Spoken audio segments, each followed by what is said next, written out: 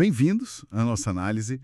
Hoje temos um desafio e tanto pela frente, né?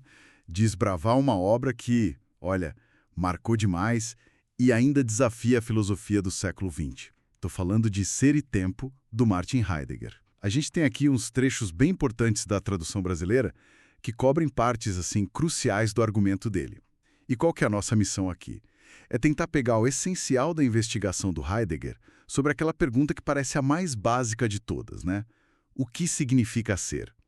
E por que ele insiste tanto que olhar para a nossa própria existência, para o nosso estar aí no mundo, é o ponto de partida inevitável? Parece que a filosofia tinha se perdido um pouco no caminho, né? E Heidegger queria reencontrar essa trilha. Vamos tentar seguir esses passos dele. Exato.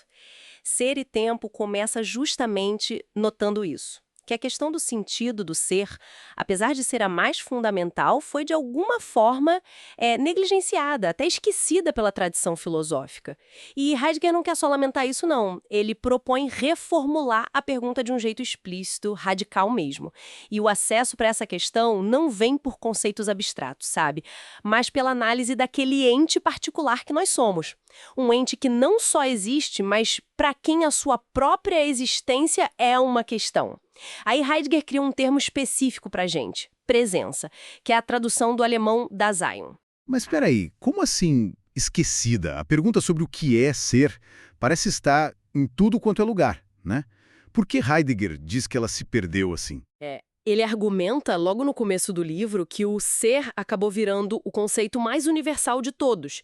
E justamente por isso, paradoxalmente, se tornou o mais vazio, o mais indefinível pelos métodos tradicionais da filosofia. Não dá pra encaixar nas categorias que a gente usa pra definir as coisas, sabe? Pensa assim, o ser não é um tipo de coisa, um ente específico entre outros. Então, não dá pra definir apontando para um gênero maior ou pra diferenças específicas. Ficou um pressuposto tão óbvio, quase como o ar que a gente respira, que, bom, paramos de questionar. A tradição filosófica, desde lá dos gregos, foi meio que cobrindo essa questão original com camadas e camadas de metafísica, de teorias, que já nem examinavam mais os próprios fundamentos. Por isso que ele defende a necessidade de uma repetição explícita da pergunta. Mas não é só voltar para o passado, é reabrir a interrogação para desvelar a estrutura dela. O que a gente pergunta, o ser, o que a gente busca, o sentido do ser, e quem é interrogado? Primeiro, nós mesmos, a presença. E essa questão tem primazia, né? Ela é ontológica porque ela está mirando o ser das coisas, não só as coisas em si, isso seria o nível ôntico. E é a mais fundamental porque ela sustenta qualquer investigação sobre qualquer tipo específico de coisa que existe. A chave está justamente naquilo que você falou do ponto de partida. A presença, o ser humano, tem uma relação única com o ser. Mesmo sem sermos filósofos, todos nós temos uma compreensão cotidiana, mesmo que seja vaga, meio mediana, do que significa ser. A gente usa essa palavra o tempo todo, né? É essa compreensão pré-ontológica, essa familiaridade que já está implícita com o ser, que Heidegger quer trazer para a luz, que é articular, tornar explícita. Por isso que a análise da estrutura da presença, que ele chama de analítica existencial, vira o fio condutor indispensável para poder abordar a questão maior do ser. Entendi. Faz sentido. Então, o foco muda para nós mesmos, para essa tal de presença. E a primeira grande caracterização que Heidegger faz é definir a nossa constituição fundamental como ser no mundo. Isso parece simples, né? Mas imagino que não seja só dizer que a gente está fisicamente dentro do mundo, sei lá, como uma cadeira está dentro de uma sala. Exatamente. É uma visão bem mais radical do que parece. Ser no mundo é apresentado como uma estrutura única, originária. Não dá para separar em ser, mais no, mais mundo, como se fossem pecinhas de Lego. Não é um sujeito isolado, tipo uma consciência, um eu, que depois vai se relacionar com o objeto externo, o mundo. A presença existe no mundo, mas esse em não indica só uma contenção no espaço.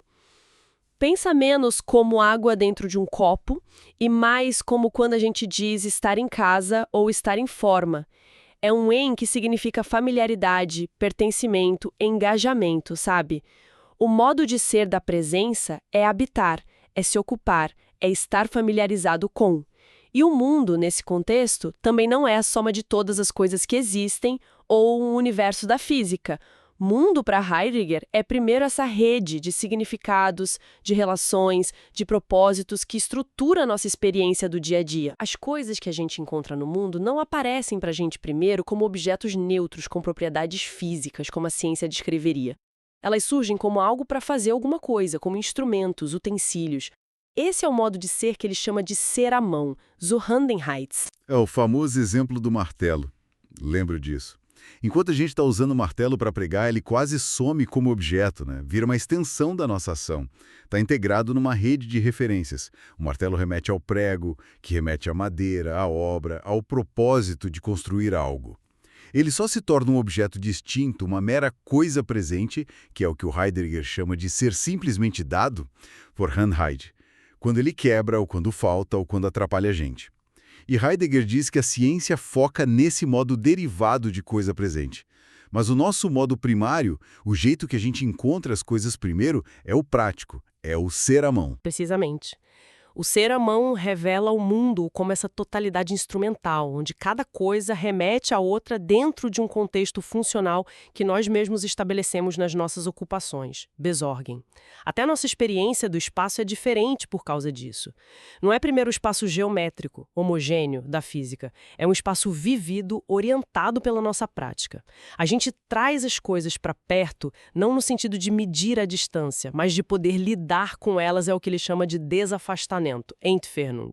E a gente se orienta a partir da nossa situação e dos nossos projetos, direita, esquerda, lá, aqui, estabelecendo uma orientação aos Richtung que faz sentido para nós, não só coordenadas abstratas num mapa. Ok, faz sentido essa ideia do mundo como um contexto de ação e significado, e não só um depósito de objetos.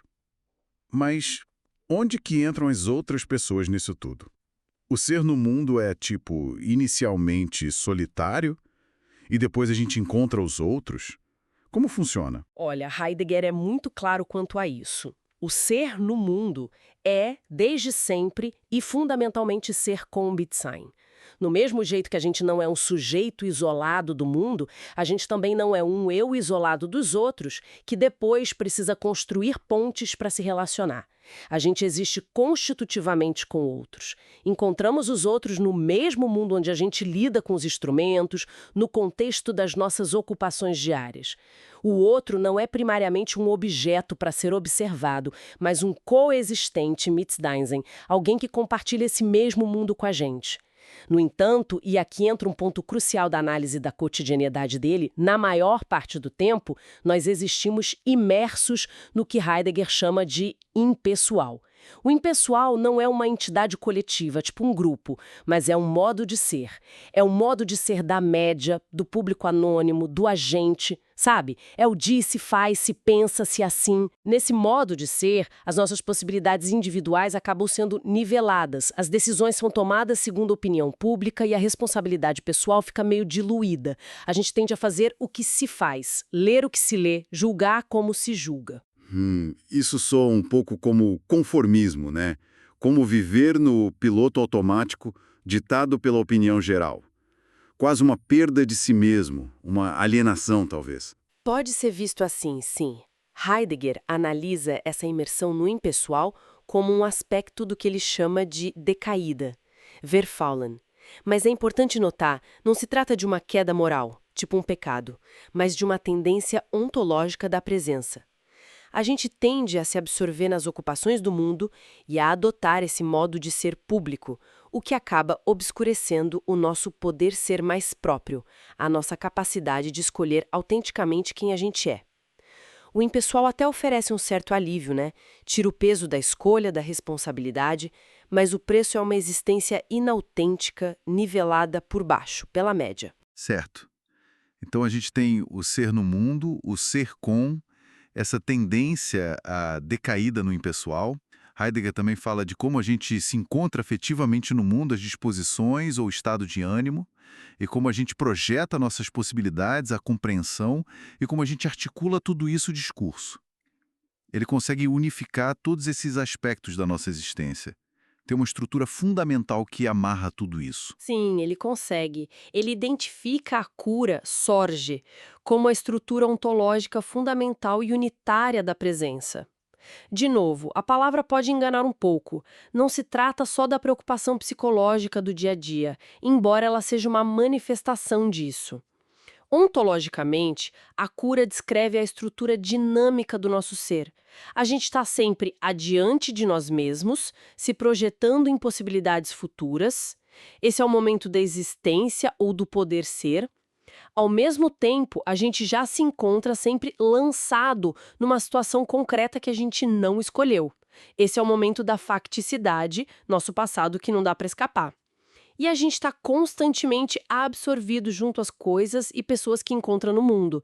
Esse é o momento da decaída, nossa relação com o presente. Então a cura junta esses três momentos. Ser lançado, se projetar e estar absorvido no agora. Exatamente. Essa estrutura tripartite da cura, ser lançado, projetar-se, estar junto, articula aqueles elementos que você mencionou. A compreensão, Verstein, é o nosso modo fundamental de ser como poder ser, nossa capacidade de projetar possibilidades. Não é só entender com a cabeça, é um saber como, um ser capaz de. A disposição ou estado de ânimo, Befindlichkeit, revela como a gente já sempre se encontra afetivamente no mundo. Como o mundo afeta a gente, como a gente está situado nele, sei lá, através do medo, da alegria, do tédio ou, de forma mais fundamental, da angústia. E o discurso rede é a estrutura que articula a compreensibilidade disso tudo, tornando o mundo e a existência significativos para a gente. É a base da linguagem, mas é mais originário que a fala concreta. Compreensão e disposição são igualmente originárias e se articulam no discurso. O ponto central aqui é que ser humano, para Heidegger, não é ser uma coisa estática, mas esse processo constante, dinâmico, sempre já lançado, sempre se projetando, sempre engajado ou perdido no presente. Essa é a estrutura inescapável da nossa existência. E dentro dessa estrutura da cura, como abertura para o mundo, Heidegger propõe uma nova compreensão da verdade. A verdade não é primariamente, como a tradição costumava pensar, a correspondência entre o que a gente diz e a realidade, a tal adequatio. A verdade originária é aletheia, aquela palavra grega para desvelamento, descobrimento. É a presença, por ser essa abertura, compreensão, disposição, discurso, que descobre os entes no seu ser e descobre a si mesma. A verdade acontece nesse ato de tirar as coisas do estado de encobertas. As afirmações verdadeiras ou falsas que a gente faz são derivadas dessa abertura fundamental. Certo. Agora, chegamos num dos pontos mais conhecidos e talvez mais impactantes de Ser e Tempo, né? A análise da morte, o tal do ser para a morte. Como isso se encaixa na estrutura da cura e nessa busca pelo sentido do ser da presença? Não, Gu? Se a cura mostra que a presença está sempre adiante de si, sempre incompleta e projetada em possibilidades, então, para entender a presença como um todo unificado, Heidegger argumenta que a gente precisa considerar o fim dela, a morte. Mas ele não trata a morte como um simples evento biológico que acontece no fim da vida, ou algo que ainda está faltando para completar o quadro. Para Heidegger, a morte é uma possibilidade existencial que a gente carrega conosco desde o momento em que existe. É um modo de ser que define a presença. Nós somos fundamentalmente ser para a morte, Sein zum Tode. E ele caracteriza essa possibilidade da morte de um jeito bem preciso. Ela é: primeiro, a possibilidade mais própria. Ninguém pode morrer a minha morte por mim, ela me singulariza, me tira do anonimato do impessoal. Segundo, ela é irremissível ou ineferente, quer dizer, ela dissolve todas as minhas relações com o mundo e com os outros. Não posso delegar para ninguém. Terceiro, insuperável, é a possibilidade extrema. Depois dela, não tem mais outras possibilidades para mim enquanto presença. Quarto, ela é certa. É a única possibilidade absolutamente certa na minha existência. E quinto, indeterminada. Embora seja certa, o quando dela vai acontecer é totalmente incerto. Espera aí, a possibilidade mais própria. Normalmente a gente pensa na morte como o grande nivelador, né? Aquilo que torna todo mundo igual no final das contas. Como que ela pode ser o que há de mais individual, mais próprio? É própria no sentido existencial de que ela confronta cada presença de forma intransferível. Ninguém pode assumir a minha morte por mim, entende? O impessoal, o agente, tende a encobrir isso. Trata a morte como um evento público. Ah, morre-se, algo que acontece com os outros, um caso de morte que a gente observa de fora. A gente foge da morte falando dela de forma banal, buscando distrações ou aquelas consolações genéricas. A relação autêntica com a morte, segundo Heidegger, não é ficar pensando nela de forma mórbida nem tentar apressar, mas sim antecipá-la vorlaufen resolutamente. Isso significa assumir a morte como essa possibilidade extrema e pessoalíssima.